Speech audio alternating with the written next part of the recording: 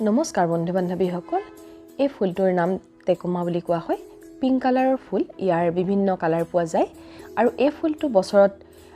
কেইবাবাৰ ফুলে বেছিকৈ ফুলিবৰ কাৰণে কেনেকৈ যত্ন ল'ব লাগে তাৰ এটা ভিডিও আপোনালোকলৈ আগবঢ়ালো ভিডিওটো শেষলৈকে চাই যাব টেকমা পুলিটো ৰুবৰ কাৰণে যিখিনি মই মিশ্ৰণ লৈছো ইয়াতে কোকোপিট কম্পোষ্ট শুকান গোবৰ অকনমান বালি লৈছো এনেদৰে ৰুলে শিপাবোৰ বৰ ধুনীয়াকৈ পোখা মেলে আৰু ফুল বৰ ধুনীয়াকৈ ফুলি থাকে বছৰত কেইবাবাৰো ফুলে বিশেষকৈ এতিয়া উইন্টাৰ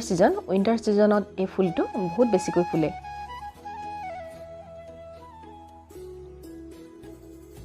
আৰু যিখিনি মিশ্ৰণ দিছো একদম ফসফসিয়া কোমল পানী ধৰি ৰখা ক্ষমতাটো থাকে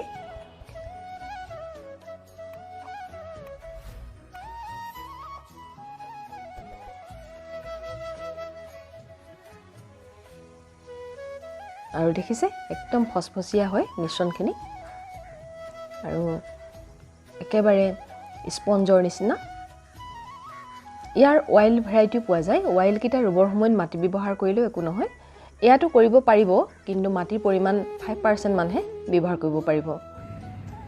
আৰু এতিয়া মই ৰুৱা হৈ গল বৰ ধুনীয়াকৈ ফুলে এই ফুল টেকমা ফুলবিলাক ফুলিবৰ সময়ত ৰ'দত থলে বেছি ভাল হয় বেছিকৈ ফুলিব আৰু 4-5 ঘণ্টা মান ৰ'দত থলে বেছিকৈ ফুলে ছাঁ জেগাত থলে অকল পাতহে হ'ব ফুল নুফুলিব এয়া দেখিছে একদম থোপা থোপাকৈ ফুলিছে ইয়াৰ বিভিন্ন ৰং পোৱা যায় কমলা হালধীয়া আৰু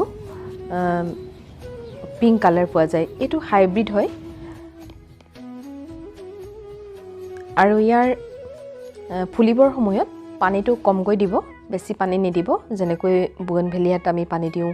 ফুলিবৰ সময়ত পানী কমকৈ দিওঁ তেনেকৈ দিব আৰু বেলকনিত থলে অকমান ৰ'দৰ পোহৰত থব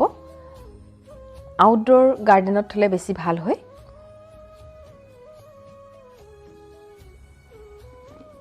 ইয়াৰ তিনিটা কালাৰ আছে এটো হৈছে পিংক কালাৰটো দেখিবলৈ বৰ ধুনীয়া আৰু এটো অৰেঞ্জ কালাৰ এটো হালধীয়া বা yellow color ভিডিও চোৱাৰ বাবে বহুবাৰ ধন্যবাদ জনালো যদিহে মোৰ চেনেলটো আপোনালোকে সাবস্ক্ৰাইব কৰা নাই প্লিজ সাবস্ক্ৰাইব এটা কৰি লব আৰু লগতে বেল আইকনটো টিপি দিব তেতিয়া অতি সোনকালে মোৰ ভিডিওবিলাক চাবলৈ পাব এইদৰে আপোনালোকলৈ সদায় নতুন ভিডিও দি যাম